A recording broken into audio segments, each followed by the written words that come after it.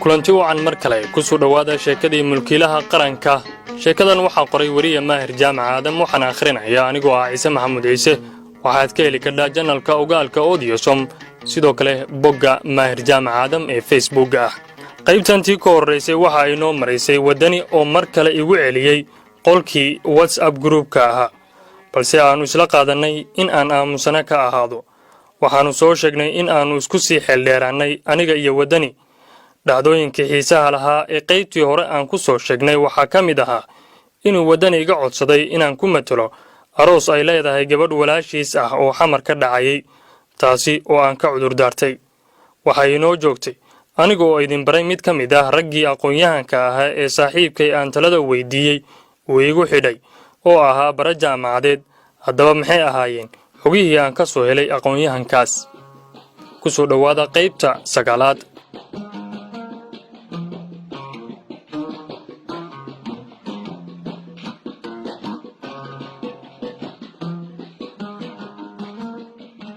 mid ka mid ah raggii aqoon-yahanka ahaa ee aan ka xog raadiyey ayaa ila soo wadaagay dhowr maqaal oo uu ka qoray arrimaha Geeska Afrika. markii aan akhriyay inta badan qoraaladiisa ayaan ka dhex xushay qodobo aan u arkayay inaan faham dheeri ah uga baahnahay. qodobadaas waxaa ka mid ahaa sida isbeddel walba oo dhaca haddana siyaasadda Itoobiya ay ugu milan tahay tan Soomaaliya. waxaa halkaas ku jira warbixintii 2016 dhammaadkiisa ay hay'adda cilmi baarista dalkaas Itoobiya ku sheegaysay in xilka madaxweyne ee Soomaaliya aysan qaban karin qabiil ka mid ah Soomaalida, balse ay qaban karaan qabiil kale oo ka mid ah Soomaalida. walow ay natiijada doorashada ku beeniyeen Soomaalida hadalkii Itoobiya ee lagu kala iibsanayay shacabka Soomaaliyeed, haddana ma dhacday in sidaa ay ku harto Itoobiya ama aan annaguga maaranno faragelinteeda. haddii ay maya tahay, waa maxay waxa sidaa u baaxadda leh ee aan dhankeeda ugu nugulnahay mar walba? arrintaas waa qodob isweydiin xagga siyaasadda ah, laakiin wejiga faragelinta maahan hal weji, wuxuu leeyahay dhinac bulsho. si mustaqbalka ay Itoobiya u hesho koox asal ahaan xambaarsan fikirkeeda oo ka hor iman karaan rabitaanka dadka iska leh dalka Soomaaliya. sidaa darteed waxaa sahlan inay hesho dad u eg Soomaalida, wax badan la soo dhaqmay, kuwaasoo yaqaana jid walba oo ay marto Soomaalidu. tusaale, sida beelaha Soomaalidu u shiraan, u xalaan, u gardhigtaan, isku dhowraan ama isku dilaan.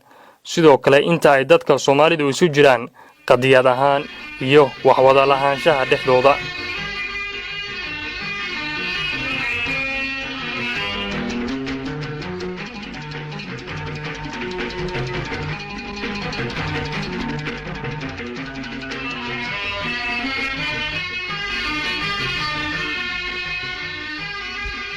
arrinta labaad aan qoraaladiisa kala baxay waxay ahayd su'aal ah sideen u fikirnaa annaga, sidee qowmiyadaha nala midkaahi ay u fikiraan, xitaa kala qaybsanaanteennu ma tahay mid macno weyn ku fadhida.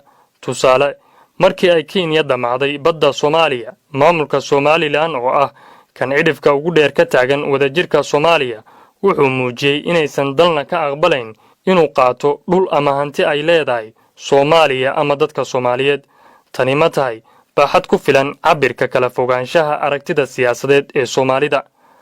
mararka qaar ma isbarbar dhigtaa waxa mahuraanka ah ee ka maqan dadka Soomaalida ah iyo sababta ay waxaasi u maqan yihiin.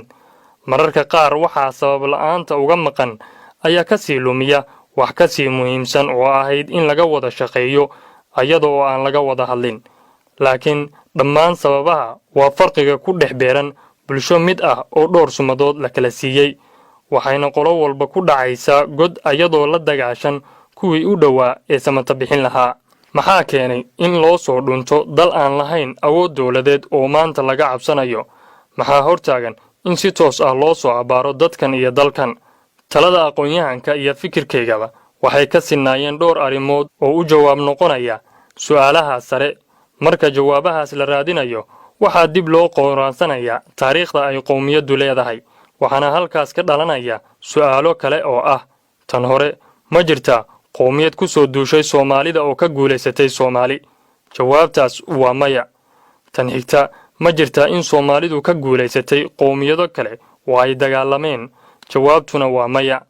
cajiib, sidee labada jeerba ay jawaabtu u noqon kartaa maya?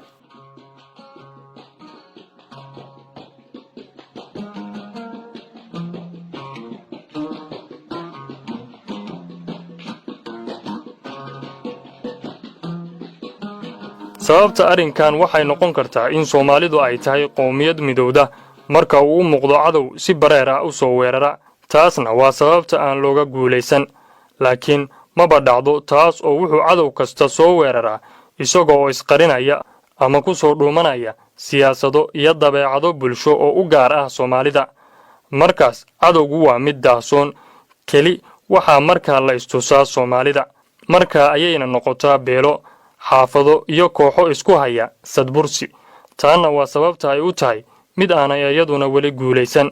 gumaystihii awoodda badnaa markii ay wiiqi waayeen dadka Soomaalida ah ee kala hor yimid halganka waxay darseen inay adag tahay in qowmiyadan si bareer ah looga guulaysto. sida awgeed ayay hal abuureen fikirka ah in la isu adeegsado qowmiyadan Soomaalida ah dhexdeeda. waxaa loo sameeyey sohdimo, sumado iyo sadad dheeri ah si ay abid isu hayaan. waana qaacidada ay isticmaalaan ilaa haatan qolo kasta oo doonaysa inay farmaroojiso danaha Soomaaliyeed. waana midaan u daliishan karno in si dhow dadkan loogu soo dhex dhuunto kadibna la helo dad la sheegta waxa ay weligood lahaayeen waa noo gaar.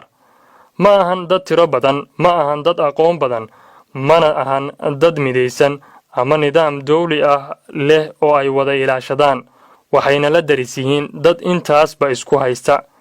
tusaalooyinkaas waxaan u soo maray in aan idinla qabadsiiyo sida mid ka mid ah labadii aqoon-yahanada ahaa gaar ahaan barihii jaamacadda iiga caawiyey fahamka mawduuca aan la amakaagsanaa.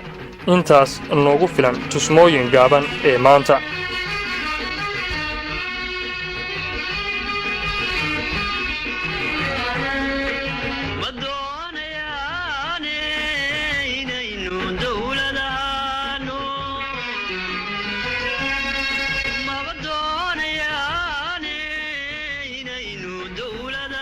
dhinaca kale kooxdii ku wada jirtay WhatsApp-ka waxaa ka dhex bilowday taariikho ay soo jeedinayaan niman iyana sheeganaya aqoon-yahano.